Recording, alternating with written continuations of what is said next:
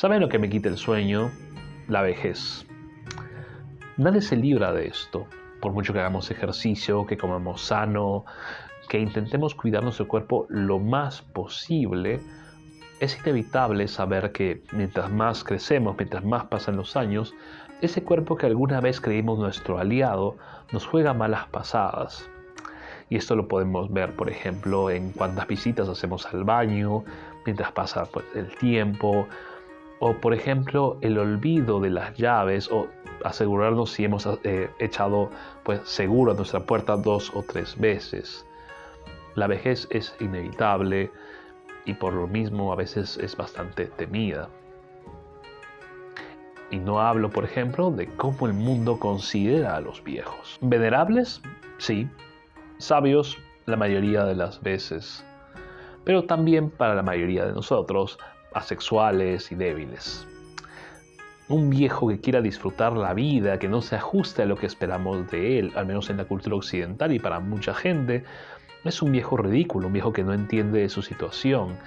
Sobre el griego es para muchos una caricatura, no entiende en realidad lo que debería hacer. Para nosotros, para mucha gente, los viejos deben ser personas pacientes que esperen en un rincón a la muerte, sin molestar a nadie. Pero ¿qué sucede cuando un anciano tiene todavía energías para vivir, todavía energía para revivir sus locuras, para poder en sus últimos años agotar sus posibilidades? ¿Qué sucede cuando todavía tiene deseo? Y de esto quiero hablar en esta nueva entrega para analizar la novela de Yasunari Kawabata, La Casa de las Bellas Durmientes, a la que llegué ni más ni menos que por Gabriel García Márquez, y en la que se narra las vivencias de ancianos que duermen, literalmente duermen, y ven dormir a bellas muchachas a su costado mientras que recuerdan sus viejas glorias, sus viejos tiempos. Así, acompáñenme en este espacio literario. Soy prisionero del insomnio y esto es Relatos Insomnes.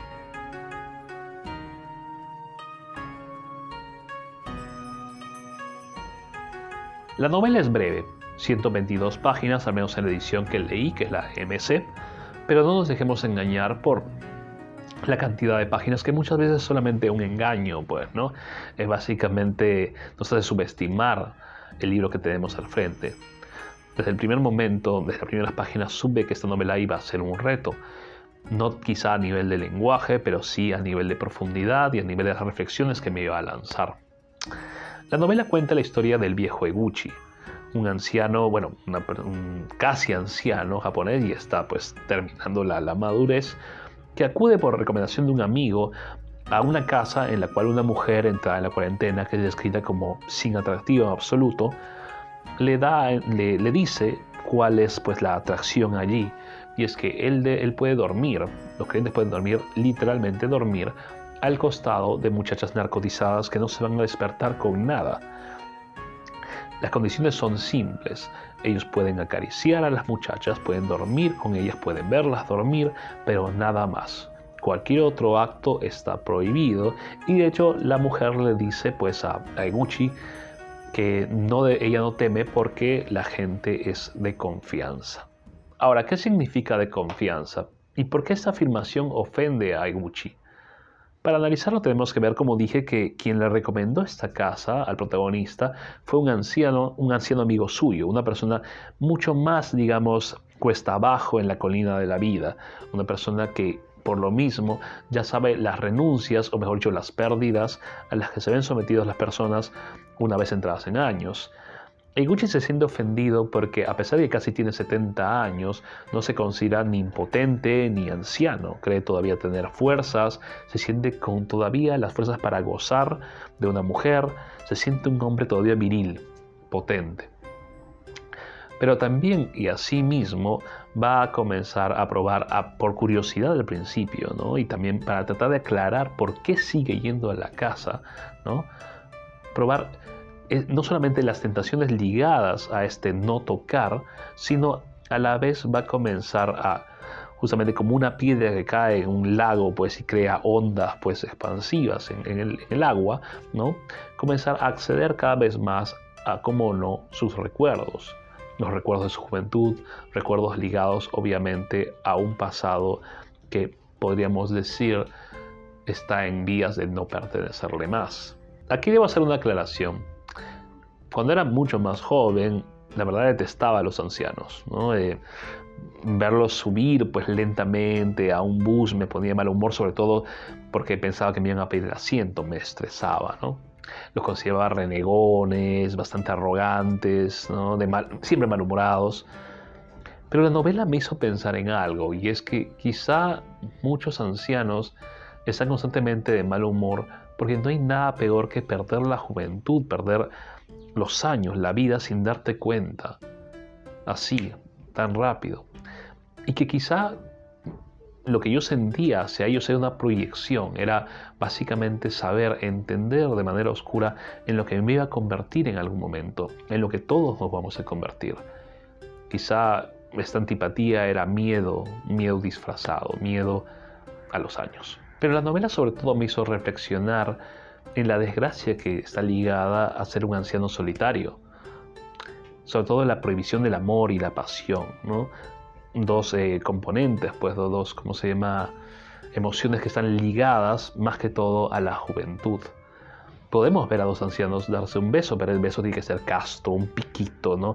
Cualquier muestra de apasionamiento está más allá de las fuerzas que debería tener un anciano. Y ni hablar de que un anciano o una anciana se fije en alguien mucho menor, ¿no? Eso está prohibido, eso es como que viejo tan pervertido, que viejo verde, estás con tu sola presencia contaminando a la persona más joven y aparte estás haciendo el ridículo al no aceptar tu edad. La novela Kawabata me hizo pensar eso, me hizo pensar en la desgracia del tiempo y de cómo vemos justamente a nuestros ciudadanos de tercera edad. La memoria juega un papel principal en la novela. Así vemos que las muchachas con las que duerme Eguchi se transforman, debido a los recuerdos, en las mujeres con las cuales él ha tenido algún tipo de relación, ¿no? Y por otro lado, gracias a esta memoria, Eguchi se da cuenta de lo inevitable. Aunque todavía siente lujuria, tristemente sabe que le está perdiendo. El deseo también se está comenzando a ir.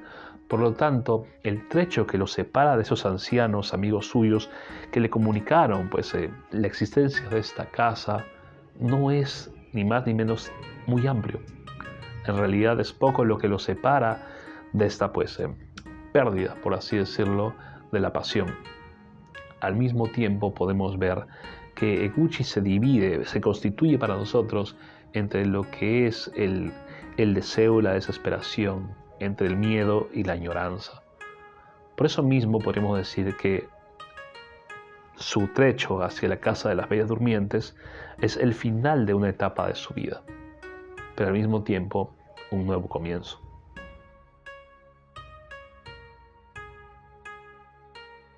Los mitos sobre la vejez básicamente nos dicen, como ya había mencionado, que esa se debe vivir con resignación. Por un lado, se pierde vitalidad, se gana en sabiduría. Pero la novela de Kawabata me parece contradice esta tesis por otra, y es básicamente la rebeldía ante el deterioro del cuerpo, este aliado que teníamos. Este deterioro que parece, pues, con poco a poco, pues, las pequeñas caídas, prepararnos para la caída final, en este caso la muerte. Parece que el deterioro del cuerpo nos hará más fácil la renuncia a la vida, que sucede justamente cuando sabemos que todavía la mente está intacta, existe vitalidad, pero el cuerpo ya no responde a este impulso.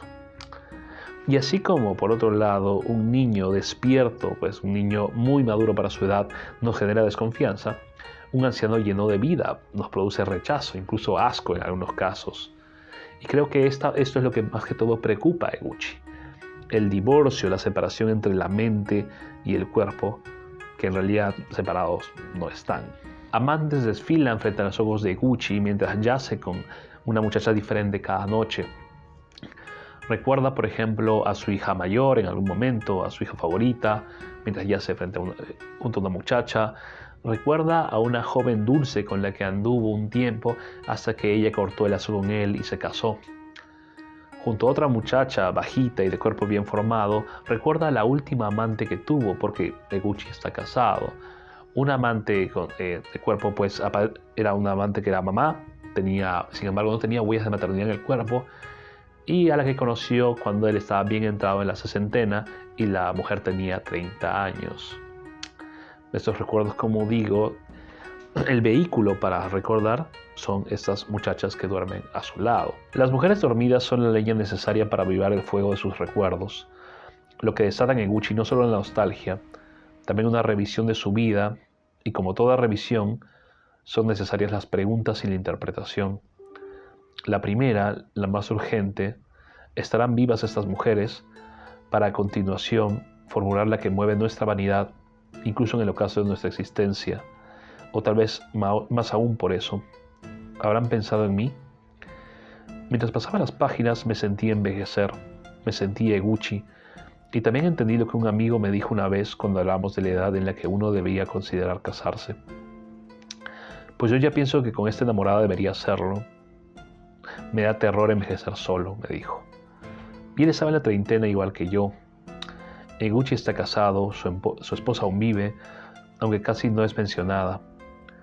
No es soledad lo que experimenta Eguchi, es la sorda rebeldía de aquel que quiere seguir apasionándose, el hombre que aún se sabe capaz de amar. Pienso que Eguchi no va a la casa de las bellas durmientes para en realidad deleitarse solamente con verlas dormir, ¿no? Y contrario a lo que muchos moralistas de ventana podrían decir, los mismos moralistas que insisten, por ejemplo, en quemar libros o desconfían de ti por verte leer Lolita, yo pienso que lo que se explota aquí no es la explotación, entre comillas, de las muchachas que duermen, que son básicamente un vehículo para algo más. El recordar, el interpretar la vida que uno ha tenido, interpretar la juventud, interpretar en qué momento llegaste a ser lo que eres. Y eso se hace de manera muy equilibrada, el equilibrio justamente entre el desequilibrio, paradójicamente el desequilibrio de la belleza de estas muchachas y el sueño de las mismas, el sueño totalmente inocente y despreocupado de la juventud, junto a la vigilia y el insomnio de aquellos que ya están en la ancianidad y que saben que que están a punto de no poder gozar más, de saber en realidad que ya están muy lejos de aquello que hubieran querido tener. El goce de ver dormir a estas muchachas representa básicamente el revivir aquellos años perdidos que no volverán jamás.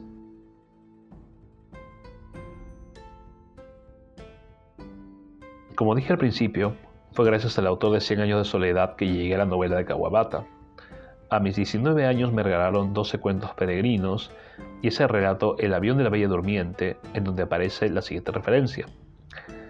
En la primavera anterior había leído una hermosa novela de Yasunari Kawabata sobre los ancianos burgueses de Kioto que pagaban sumas enormes para pasar la noche contemplando a las muchachas más bellas de la ciudad, desnudas y narcotizadas, mientras ellos agonizaban de amor en la misma cama.